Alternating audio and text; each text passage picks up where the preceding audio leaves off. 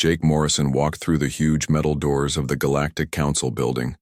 The alien structure was bigger than anything humans had ever built. Tall columns reached up to the ceiling and strange lights cast weird shadows everywhere. Jake wore his best diplomatic uniform, but he still felt small compared to the massive aliens around him. The Zephyrian delegate was talking again. His voice sounded like grinding metal, and his forearms moved as he spoke. "The humans think they deserve more trade routes," he said with what sounded like laughter. "Their little ships can barely leave their own solar system without breaking down." Jake kept his face calm, but inside he was counting. This was the 47th insult about human technology this month. He wrote it down in his notes, just like all the others. The Galactic Council members seemed to enjoy making jokes about Earth's primitive weapons and ancient spacecraft.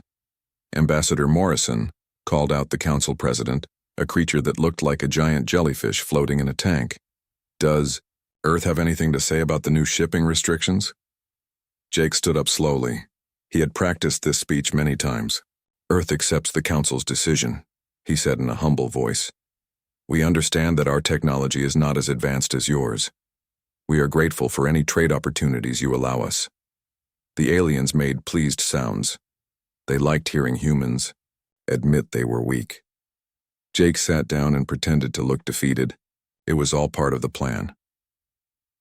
3 billion miles away from the council meeting, Commander Lisa Hayes floated in the observation deck of Station Alpha.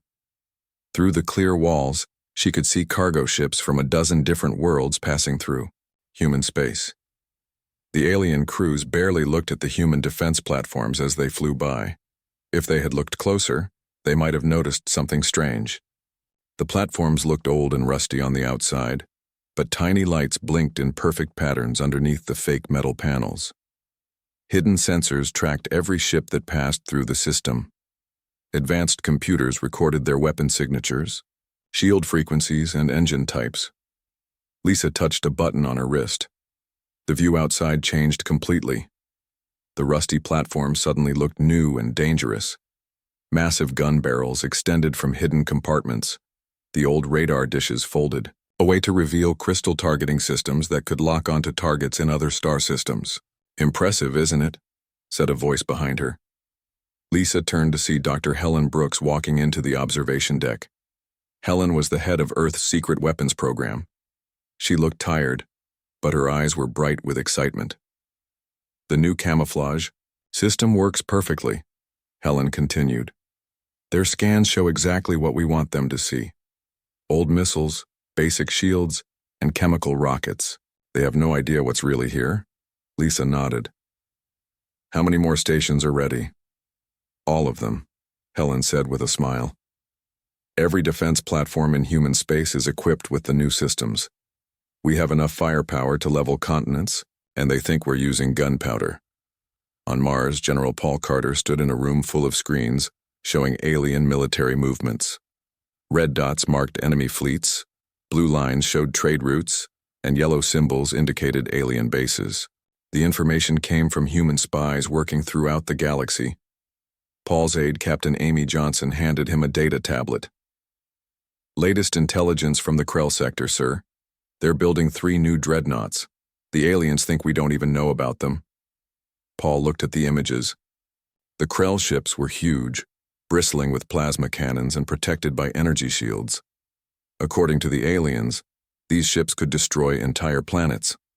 The Krell commanders bragged that one of these vessels could defeat Earth's entire fleet. They were wrong. "What do our people think?" Paul asked. Amy smiled. "Our engineers say one of our frigates could take all 3 Krell ships at the same time. The aliens are still using plasma weapons. We've moved so far beyond that it's like comparing bow and arrows to laser cannons." Paul walked to the window and looked out at the Martian landscape. Hidden beneath the red soil were weapons that could reach across the galaxy, soldiers trained with equipment that existed only in alien nightmares. Ships waited in underground hangars, ready to appear anywhere in the galaxy within minutes. "How long have we been preparing?" Paul asked. 23 years, sir. Ever since first contact." Paul remembered that day well. The Zephyrians had arrived in Earth's solar system with great fanfare. They brought gifts of basic technology and offered to introduce humans to galactic civilization. They also made it very clear that Earth was now under their protection, which really meant their control. President Susan Blake had made the most important decision in human history that day. Instead of showing the aliens what humans could really do, she had ordered everyone to hide their true capabilities. She knew that if the galaxy discovered how advanced human technology really was, they would see Earth as a threat. Better to let them think humans were weak while Earth scientists developed weapons that would make alien technology look like toys. The plan had worked perfectly. For over 20 years, humans had played the role of grateful newcomers. They accepted unfair trade deals, allowed aliens to patrol human space, and listened politely to endless lectures about their inferior technology, all while building the most powerful military force the galaxy had ever seen. Colonel Dan Rivers stood in a training facility, hidden inside an asteroid. Around him, soldiers moved like ghosts, their advanced armor bending light to make them nearly invisible. They carried weapons that fired bullets existing in higher dimensions, allowing them to pass through any known shield or armor. "Show me the new ships," Dan said to his aide. The training room changed into a holographic display of space. Sleek vessels appeared, their hulls gleaming with adaptive armor that could shift between different materials depending on the threat. These ships could travel between stars in minutes instead of months. They could cloak completely from any known sensor. They could appear in the middle of enemy fleets without warning. "How many do we have ready?" Dan asked. 5,000 ships, of various sizes, sir. All hidden in the asteroid belt and ready for deployment." Dan nodded. The aliens thought Earth had maybe 50 combat vessels. The truth was that humanity had built a fleet larger than all the alien navies combined. Every ship was equipped with technology that made alien weapons look ancient. The beauty of the deception was its simplicity. Humans showed the aliens exactly what they expected to see: primitive rockets, basic energy weapons, and simple defense systems. The aliens were so convinced of their own superiority that they never looked deeper. But that was about to change. Admiral Ben Tyler stood on the bridge of the UES Freedom, watching the stars through the main view screen. To anyone looking at the ship, it appeared to be humanity's most advanced vessel. The Freedom had impressive-looking weapons, decent shields, and engines that seemed powerful enough to travel between star systems. What the aliens didn't know was that the Freedom was actually one of Earth's weakest ships.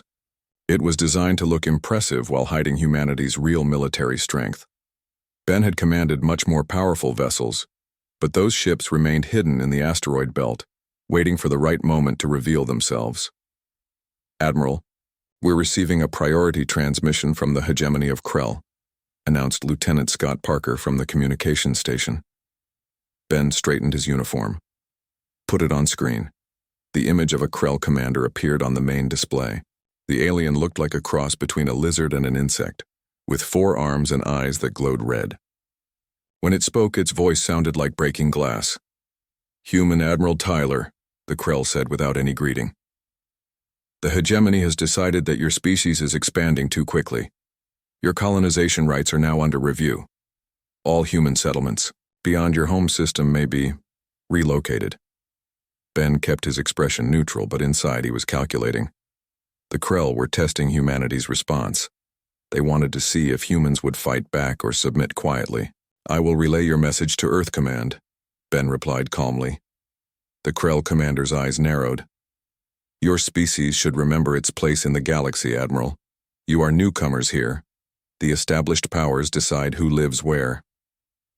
The transmission ended abruptly. Ben turned to his crew. "Send a coded message to Earth. Tell them the Krell are making their move." On Europa, one of Jupiter's moons, Captain Amy Johnson sat in a room full of listening equipment. Arrays of antennas and receivers pointed toward every corner of the galaxy, intercepting alien communications. Amy's job was to monitor what the alien powers were saying when they thought no humans were listening. What she was hearing now made her blood run cold. "The insect ships are moving toward the Rigel sector," Amy told her assistant, Sergeant Mike Collins. "That's where we have 3 mining colonies." Mike looked at the display showing alien fleet movements.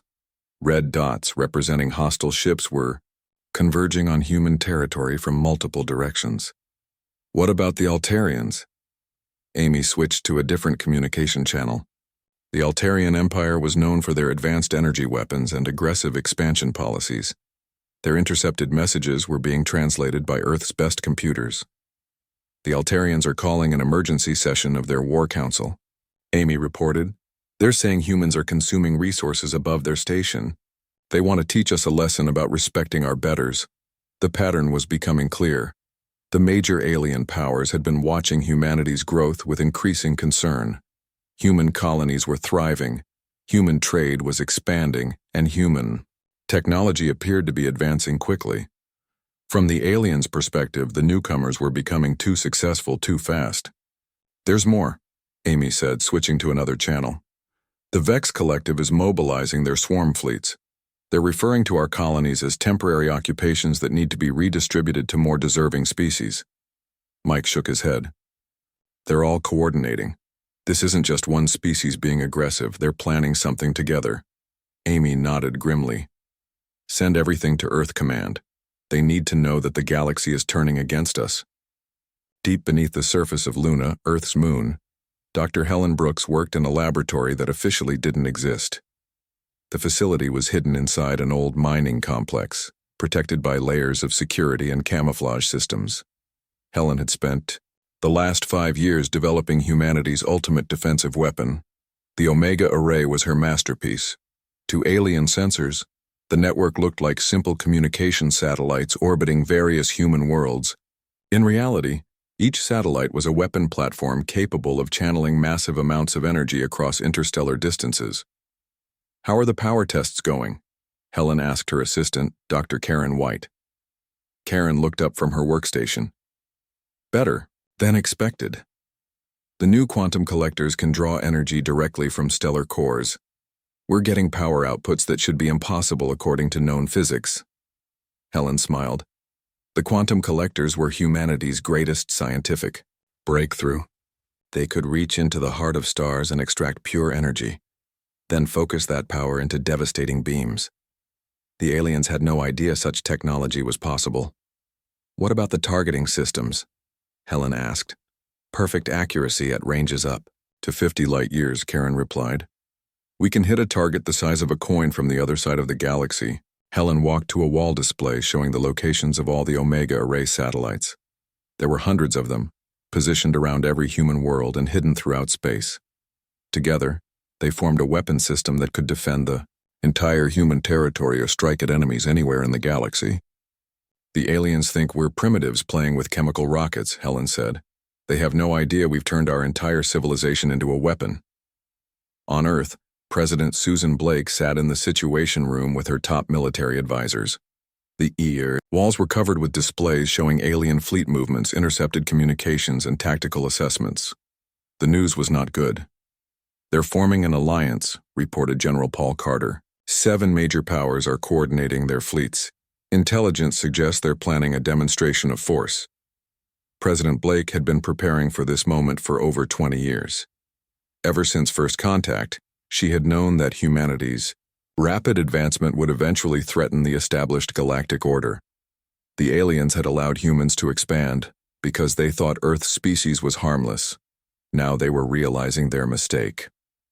What are our options? Blake asked. We could reveal our true capabilities gradually, suggested Admiral Tyler through a secure communication link. Show them some of our advanced technology and negotiate from a position of strength. General Carter shook his head. They're past negotiation. The intercepted communications are clear. They see us as a threat that needs to be eliminated or controlled. President, Blake studied the tactical displays. The alien alliance was massive. Thousands of ships from multiple species, all armed with weapons that could destroy planets. By the galaxy's standards, it was the largest military force ever assembled. They had no idea what they were really facing. Dr. Brooks, is the Omega Array ready for full deployment? Blake asked. Helen's voice came through the secure channel from Luna. All systems are operational, Madam President. We can defend every human world simultaneously and still have power left over. Colonel Rivers, what's the status of the Phantom Corps? Dan's voice was calm and confident. All units are ready for deployment. We can be anywhere in the galaxy. Within minutes. The enemy won't see us coming. President Blake made her decision. Prepare Operation Revelation. If the aliens want to test humanity's resolve, we'll show them exactly what we're capable of. The room fell silent. Everyone knew what Operation Revelation meant. It was the end of humanity's deception and the beginning of a new era. For over 20 years, humans had hidden their true strength, allowing the galaxy to see them as weak newcomers who posed no threat. That was about to change forever. The aliens are choosing their demonstration target, General Carter reported. Intelligence suggests they'll attack the mining colony on Kepler 442b. It's isolated, lightly defended, and destroying it would send a clear message about human vulnerability. President Blake nodded. Kepler 442b was perfect for their purposes. 2. The colony was far enough from Earth to minimize risk, but important enough that its loss would justify humanity's response. The aliens thought they were picking an easy target to intimidate the humans. Instead, they were walking into the greatest trap in galactic history. Issue the evacuation orders, Blake commanded. Make it look like we're panicking and abandoning the colony. Let them think they've already won. Around the galaxy, alien fleets continued their preparations. The Krell brought their newest dreadnoughts, ships 3 kilometers long and armed with plasma cannons that could boil oceans. The Altarians deployed energy weapons that could crack planets in half. The Vex Collective assembled swarm fleets of thousands of vessels. None of them suspected that humanity had been watching their every move, analyzing their weapons, and preparing countermeasures. The galaxy was about to learn that underestimating humans was the most dangerous mistake they could make. The Grand Alliance fleet assembled at the edge of human space was the most terrifying sight the galaxy had ever witnessed. 2,000 warships from 7 different species hung in the darkness like predatory beasts. Each vessel bristled with weapons capable of destroying cities. Together, they represented enough firepower to sterilize entire worlds. Fleet Commander Zix Thala of the Krell hegemony stood on the bridge of his flagship, the Bone Crusher. The massive dreadnought was over 3 kilometers long and armed with plasma cannons that could melt mountains. Around his ship, the combined might of the galaxy's greatest military powers waited for his command. Open a channel to all human frequencies, Zix Thala ordered. His voice carried the authority of someone who had conquered dozens of worlds. When he spoke, entire civilizations listened. The communication went out across all known channels, reaching every human settlement, every Earth ship, and every monitoring station. The message was simple and brutal. Humans of Earth, Zix Thala began. His words translated into every human language. You have forgotten your place in the galactic order. Your rapid expansion and resource consumption ends today. You will submit to complete subjugation under the Grand Alliance, or you will be exterminated. We give you 1 hour to surrender. On Earth, President Susan Blake stood in the Situation Room surrounded by her closest advisors. The massive display screens showed the alien fleet in perfect detail. Every weapon, every shield generator, every engine signature had been analyzed and cataloged by human sensors. They're really doing it, said General Paul Carter, shaking his head. 2,000 ships just to intimidate us into surrender. President Blake allowed herself a small smile. They have no idea what they're facing. How many ships do they think we have? According to their intelligence, about 50 combat vessels, replied Admiral Ben Tyler through the secure communication link. They believe the freedom and ships like her represent our entire military capability. Dr. Brooks, is everything ready? Blake asked.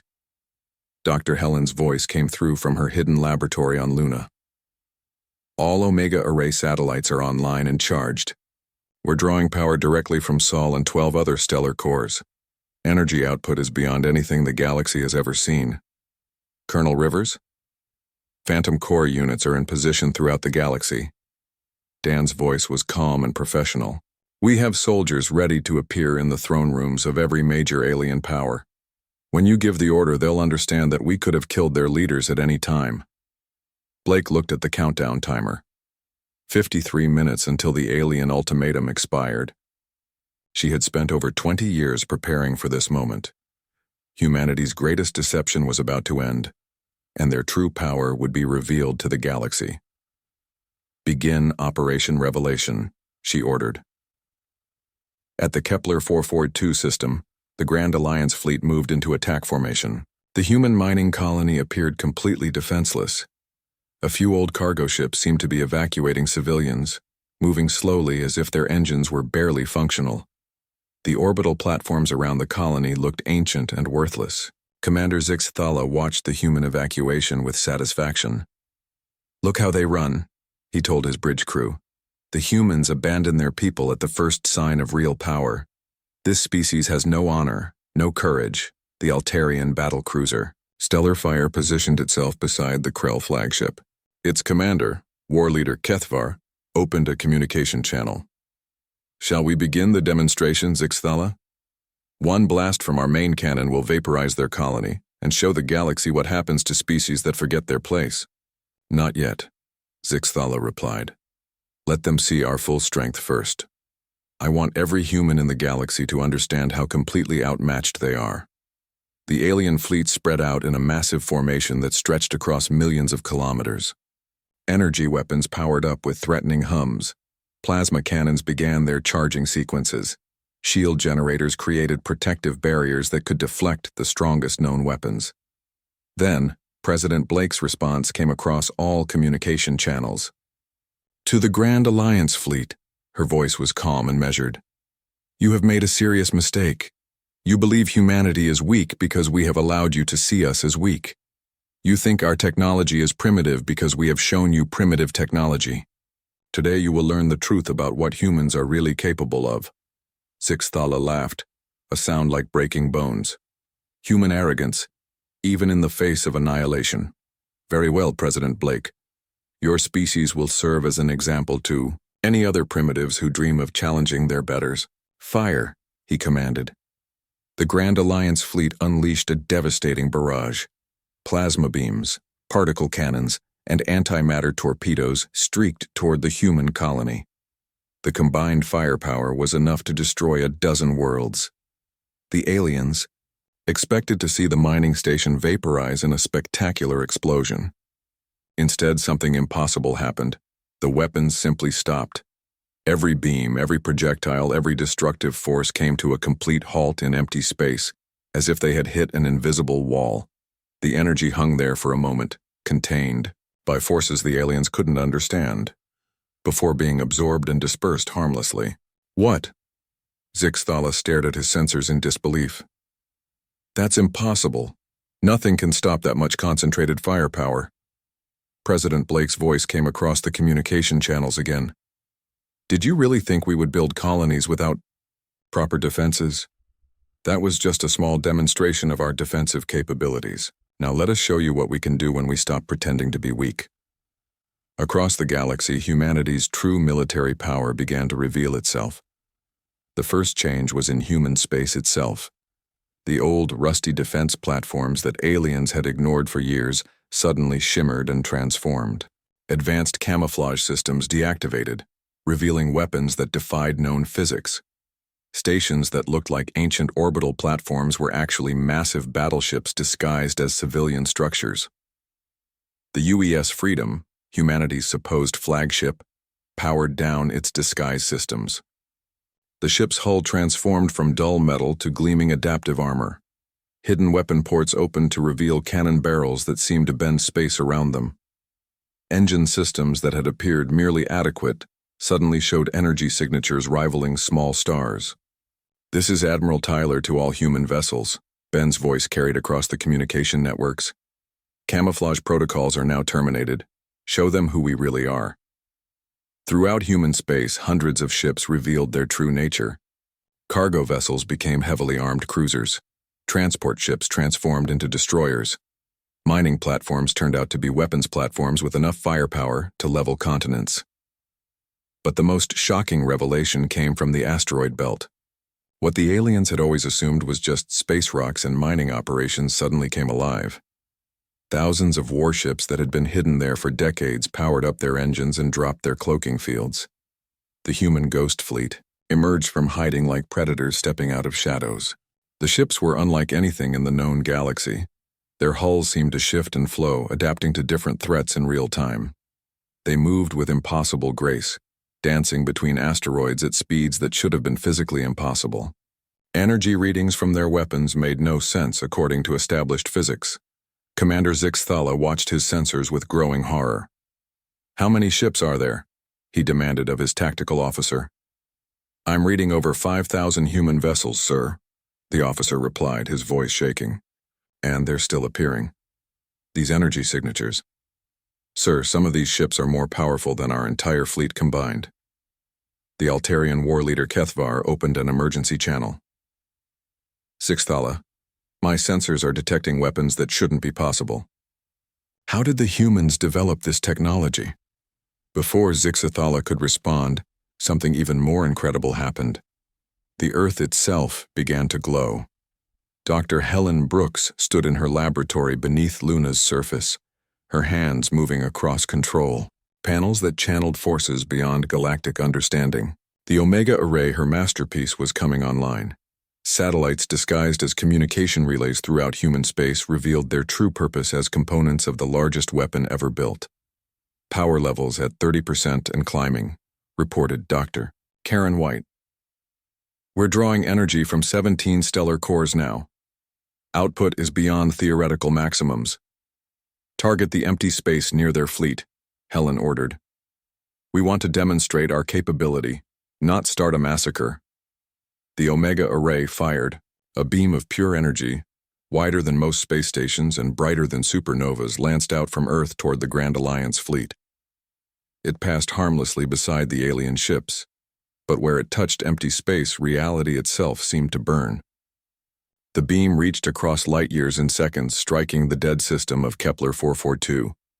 The star system didn't just explode, it ceased to exist.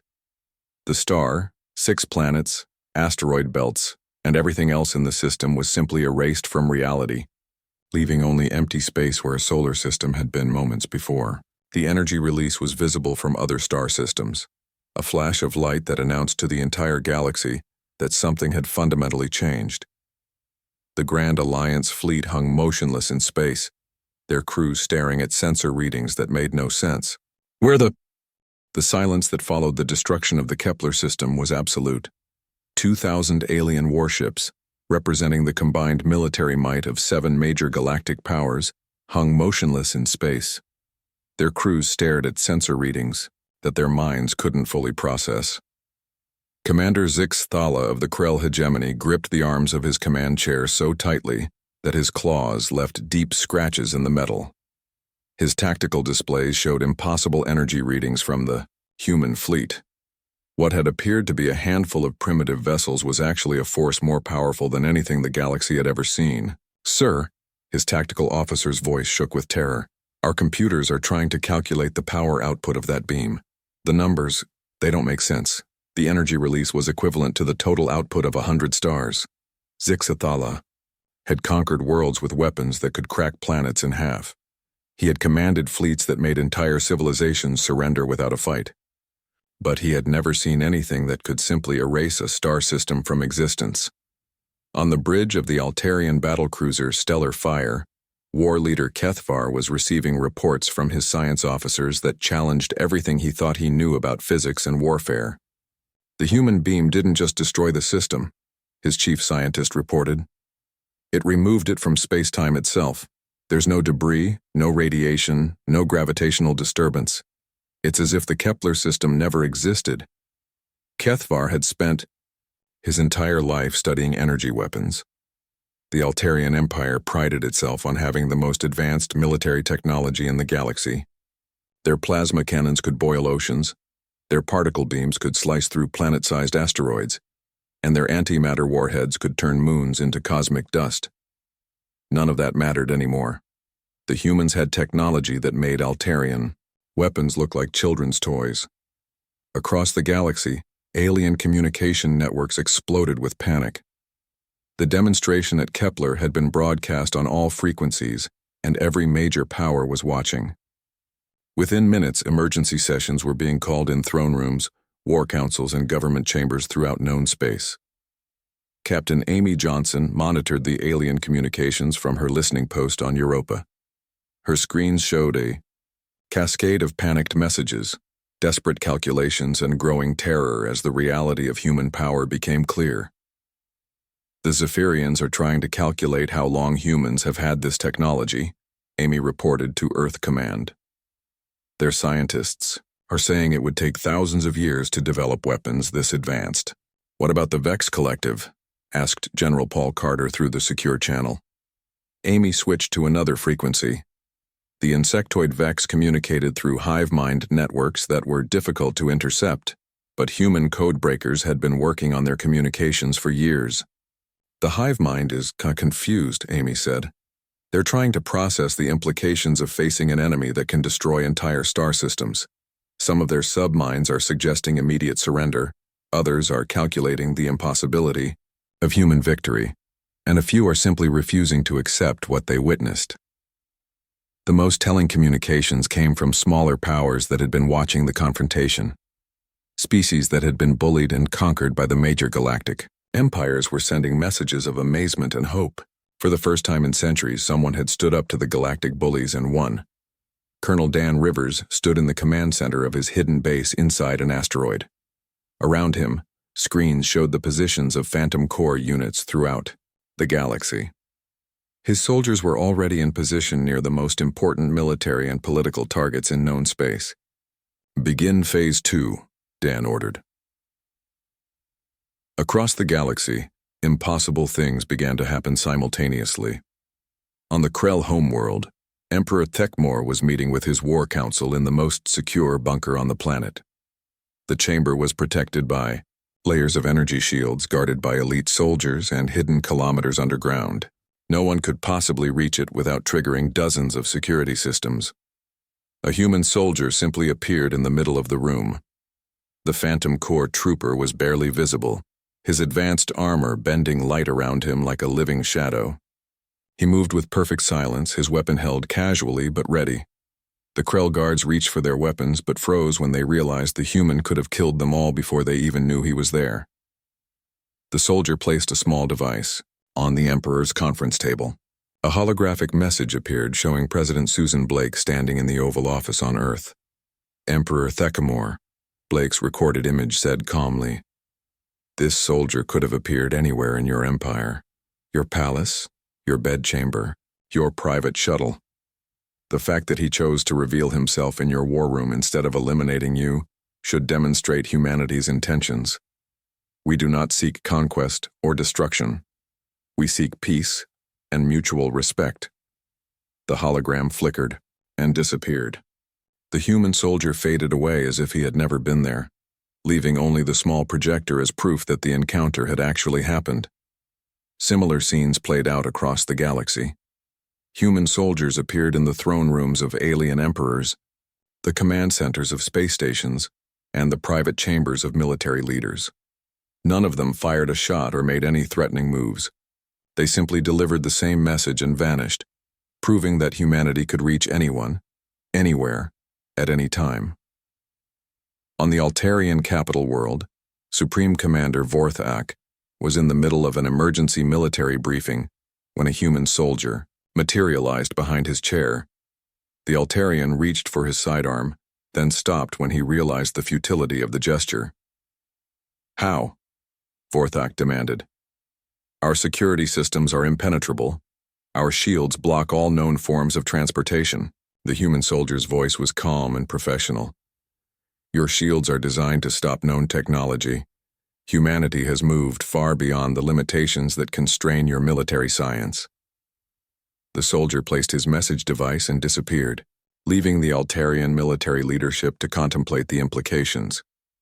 If humans could appear anywhere without warning, traditional concepts of defense and security meant nothing. Admiral Ben Tyler watched the alien fleet's response from the bridge of the UES Freedom. The massive formation of enemy ships was breaking, apart as individual commanders received panicked orders from their home governments. Ships that had arrived ready for easy conquest were now preparing for hasty retreat. "Admiral," reported Lieutenant Scott Parker, "we're receiving surrender requests from multiple alien vessels. The Zephyrian task force is asking for permission to withdraw from human space. Ben nodded. Grant them safe passage, we've made our point. The Krell flagship Bone Crusher was the first major vessel to power down its weapons. Commander Zixthala's voice came across the communication channels, his earlier arrogance replaced by barely controlled fear. This is Fleet Commander Zixthala. To all human forces, he said. The Krell hegemony formally requests immediate ceasefire and negotiation. We acknowledge that we may have misunderstood humanity's capabilities. Other alien commanders quickly followed suit. War leader Kethvar of the Stellar Fire announced that the Altarian Empire was prepared to discuss new diplomatic arrangements. The Vex Collective sent fragmented messages indicating their desire for peaceful resolution. Within hours, every major power in the galaxy was attempting to contact Earth. The same governments that had planned to subjugate or destroy humanity were now begging for mercy they didn't even need to ask for. President Blake stood in the White House Situation Room, watching as reports poured in from across the galaxy. Her advisors were updating her on the cascade of surrenders, treaty requests, and diplomatic overtures flooding Earth's communication networks. The hegemony of Krell is offering to recognize complete human sovereignty over all current territories, reported Secretary of State Linda Martinez. They're also proposing a non-aggression pact and favorable trade agreements.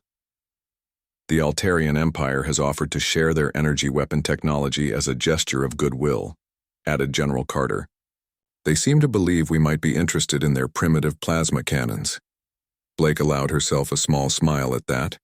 The Altarians were offering to share technology that was thousands of years behind human capabilities.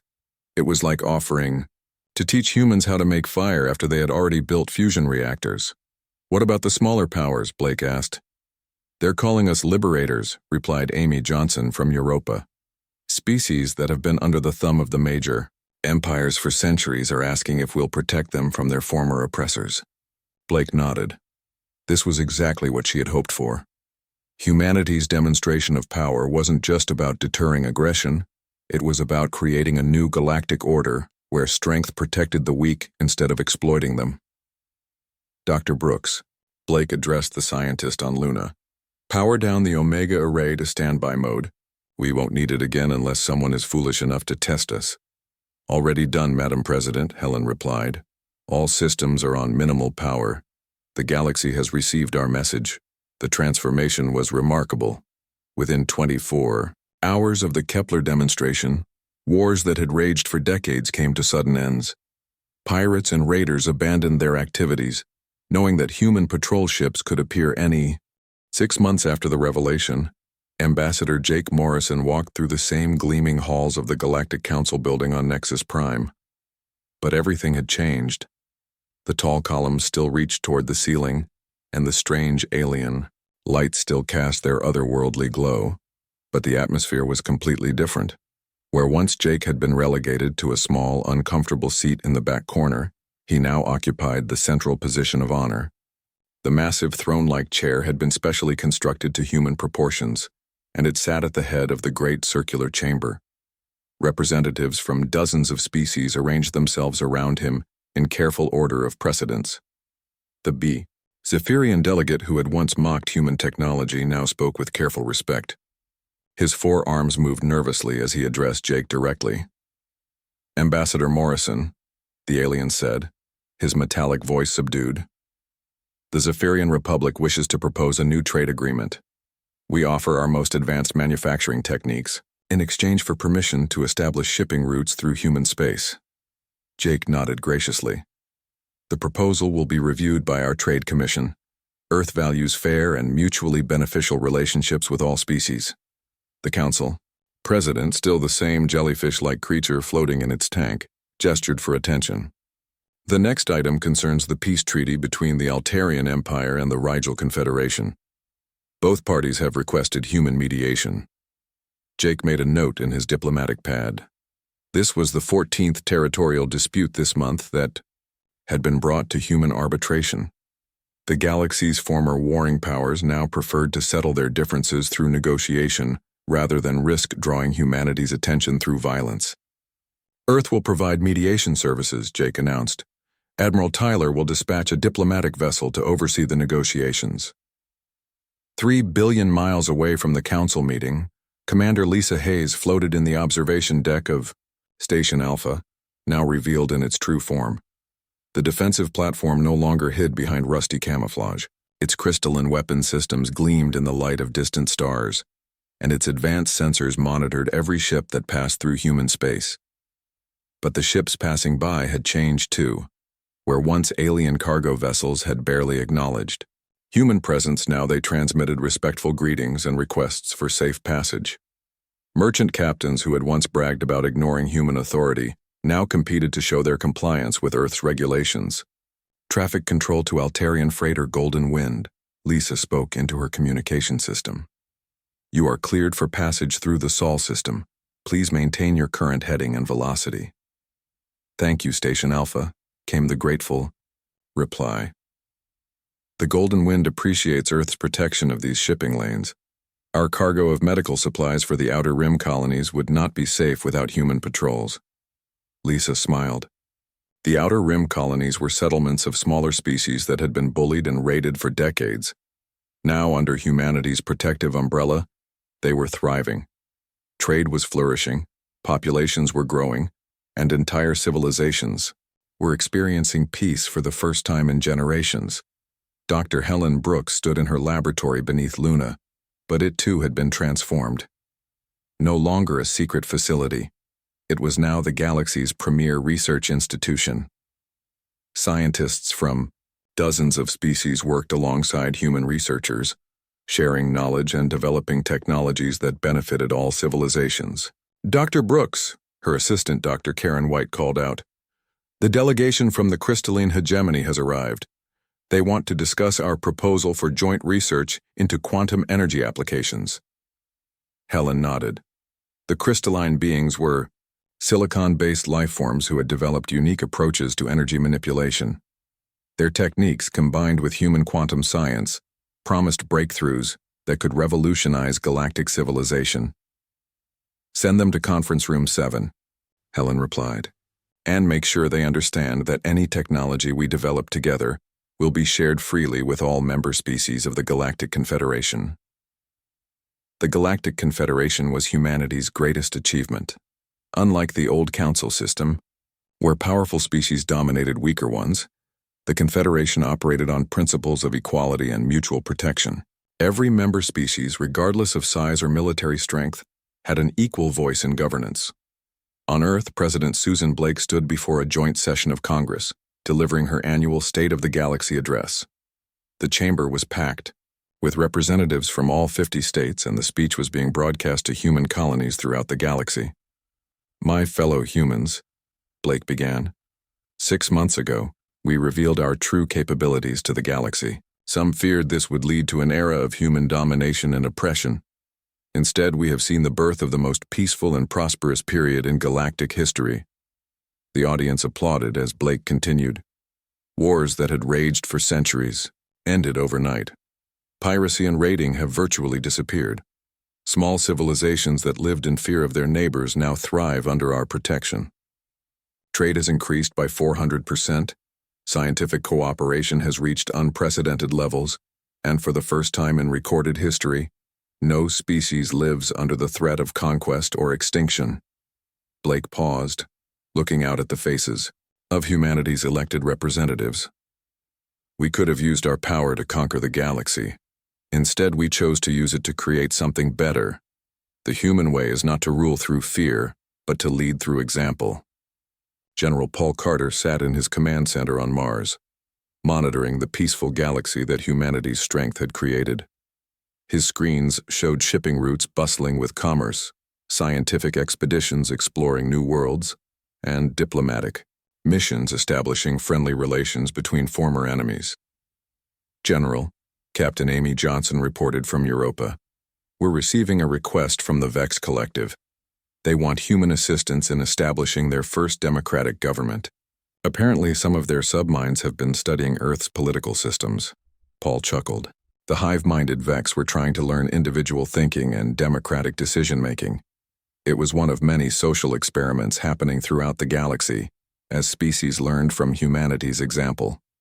"Approve the request," Paul said. "Send a team of political advisors to help them design a system that works for their unique biology."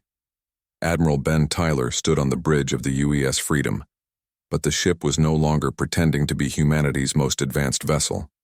It had been retrofitted with the latest technology, and now served as the flagship of the Human Protection Fleet. The fleet's mission was simple: ensure that no species in the galaxy ever again lived in fear of aggression. "Admiral," reported Lieutenant Scott Parker, "we're receiving a distress call from the Tau Ceti system. A group of raiders is threatening the mining colonies there." Ben nodded. "Set course for Tau Ceti, maximum speed." The Freedom accelerated to velocities that would have been impossible 6 months ago. The ship could cross interstellar distances in minutes, appearing anywhere in the galaxy where Earth's protection was needed. When they arrived at Tau Ceti, they found a small fleet of pirate ships surrounding a peaceful mining operation. The raiders were demanding tribute from the workers, threatening to destroy the facilities if their demands weren't met. "This is Admiral Tyler of the Earth Protection Fleet," Ben announced on all frequencies. "You have 30 seconds to withdraw from this system or face the consequences." The pirate leader's response was defiant. "This is our territory, human. Your species may have scared the big empires, but we're not afraid of you." Ben sighed. Some lessons had to be learned the hard way. The Freedom's main cannon fired once. The blast was precisely calibrated to disable the pirate flagship without causing casualties. The enemy vessel found itself completely powerless, drifting helplessly in space while its crew scrambled to understand what had happened. "Any other takers?" Ben asked calmly. The remaining pirate ships immediately began transmitting surrender codes. Within minutes, the entire raider fleet was under custody, their crews transferred to holding cells aboard the Freedom.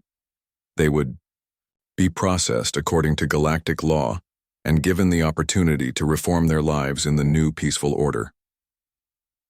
Colonel Dan Rivers stood in what was once his secret training facility inside an asteroid. Now it served as the Academy for Interstellar Peacekeeping, where soldiers from multiple species learned to work together in maintaining galactic security. Remember, Dan told his mixed class of human, Altarian, and Zephyrian cadets, "Strength without wisdom is tyranny. Our job is not to impose our will on others, but to protect those who cannot protect themselves." The alien students listened intently. Many of them came from species that had been victims of the old galactic order. Now they were being trained to help maintain the peace that humanity's revelation had created. Dr. Helen Brooks received a communication from Earth as she worked in her laboratory. President Blake's image appeared on the secure channel, looking pleased but serious. "Helen, I have an important assignment for you," Blake said. "The Andromedans have made contact. They're requesting permission to open diplomatic relations with our galaxy." Helen raised an eyebrow. The Andromedans were beings from the nearby Andromeda galaxy, rumored to possess technology that made